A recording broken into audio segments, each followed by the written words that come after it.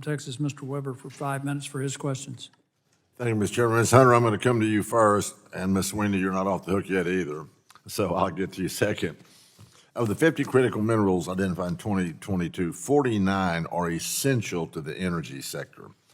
You may or may not know about my district. 14 has 7 ports, more than any member of Congress. Lots of energy, 3 LNG plants. I could go on and on. 49 of those essential energy sector, and we rely on China for 26 of them. Do that math. The U.S. once led the world in producing and refining rare earth elements, but ceded that position to China in the 1980s. Today, China controls roughly 90, and I'm telling Noah about the flood here. Today, China controls roughly 90% of global rare earth processing and has already demonstrated a willingness to restrict exports and thus, as one of y'all mentioned, affect the market. This leaves the U.S. dangerously exposed.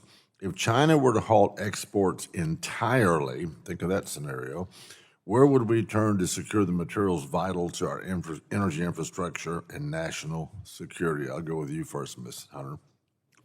So a total export ban would be devastating to the U.S. economy. We would need to rely on domestic sources if we can get them online, and then have them be processed into the final products that need to be qualified by manufacturers, to turn to allies as much as possible.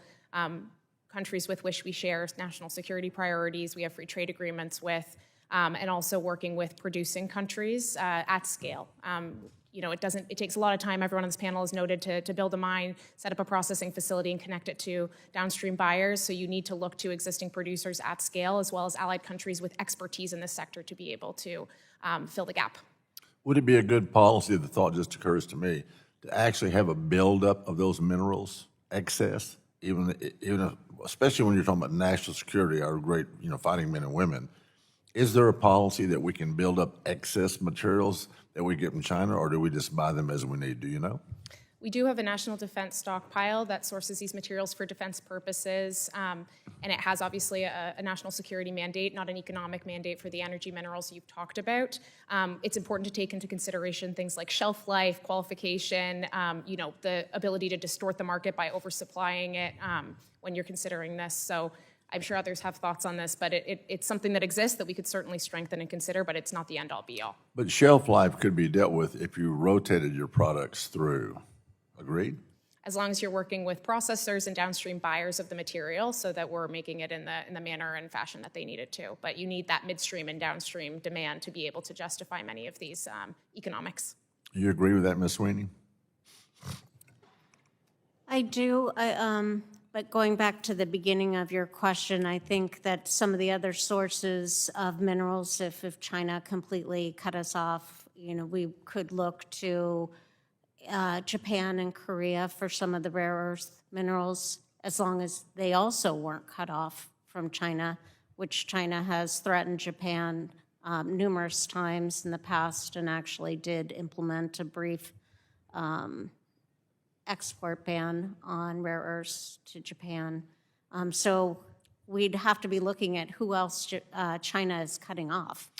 Well, although he didn't take the oath and didn't agree to testify, I'm going to go back to our great chairman, because I think I have heard the chairman say that there's 9 rare earth mines and China has 8 of them. Is that right? There's not a single major refinery for rare earth elements in the Western Hemisphere. There's only 9 in the world. 8 are in China. The other one's in Malaysia. It's owned by Linus, I believe is the name of the Australian company. Thank you, Mr. Chairman. Do I get extra time? No. This leaves the U.S. dangerously exposed, what we're talking about, and I think we all agree on that. So understanding I understand that there's a more thorough mapping of the U.S. is ongoing. Are we in the United States going to have the natural resources to be able to produce those critical minerals if we could get the permitting quick? If we had to go to this quick, is that a feasible scenario? I'm not talking about having stuff stored on the shelf. Yes, ma'am, Ms. Sweeney, I see you chomping at the bit. I am chomping at the bit. We have vast mineral resources here. A lot of people do not understand how much we actually have. About 6.2 trillion that are known. The U.S. Geological Survey says that more is going to be found than we've already discovered to date, and they have identified 800 sites for potential critical mineral resources in the U.S.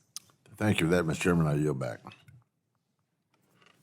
I might have been a little lax there if you'd kept going, but I think the All gentleman. right, then I'm going to come to you, Mr. Hart. No, The chair now recognizes the gentlelady from Texas, Ms. Fletcher, for 5 minutes for her question.